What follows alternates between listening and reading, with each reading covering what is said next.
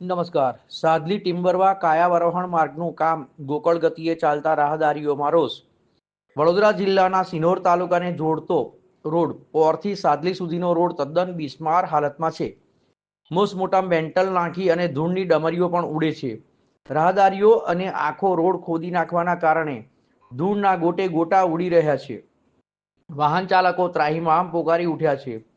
વાહન ચાલકોને ધૂળની ડમરીઓ ઉડીને આંખોમાં ભરાઈ જાય છે અને વાહન ચાલકોને એક્સિડન્ટનો પણ ભય રહે છે, તેમજ પોતાના આરોગ્ય પણ બગડે છે.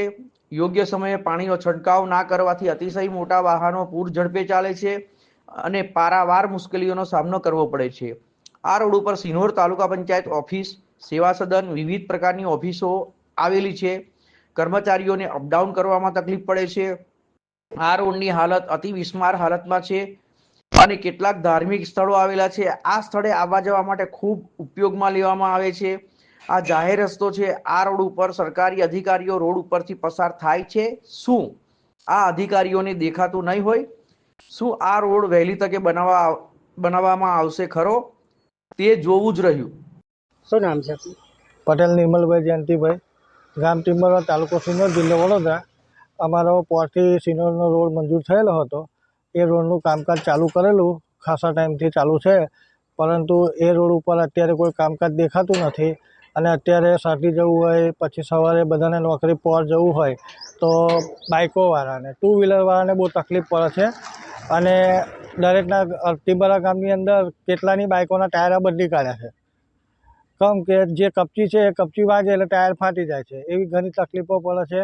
ફોર વ્હીલવાળાને બી તકલીફો પડે છે. મારી પોતાની ગાડીના ટાયર બી ખલાસ થઈ ગયા છે. અને ફોર વ્હીલ જાય યા મોટું સાધન જાય તો પાછળ બાઇક લઈને જતો હોય તેને ધૂળના ગોટે ગોટા જ આવે છે અને એનાથી તકલીફો થાય છે, એક્સિડન્ટ થાય છે, સ્લીપ થઈ જાય છે ગાડી અને દેખાતું નહીં, આંખોની મેં ધૂળ ભરાઈ જાય છે. તો જેથી આ મીડિયા માધ્યમથી તંત્રને માલુમ થાય કે ઉપર ડોમર લગાવે યા પાણીનો છંટકાવ કરે, રોલર ફેરવે, તો જેથી લોકોને તકલીફ ઓછી પડે. શું નામ છે આપનું? મારું પરમાર ગોવિંદભાઈ, દિવીરથી હું આવું છું અને પોર્ટ જીઆઈડીસીમાં નોકરી જાઉં છું અને રસ્તાના કારણે તકલીફ પડે છે ને ધૂળની ડુંગળી ઊંઘવાના કારણે શરીરમાં નુકસાન પણ થાય છે અને ઘણીવાર આવવા જવામાં તકલીફ પડે છે અને જેમ બને તેમ જલ્દી રોડનું સમારકામ પૂરું થાય એવી અમારી નમ્ર વિનંતી છે.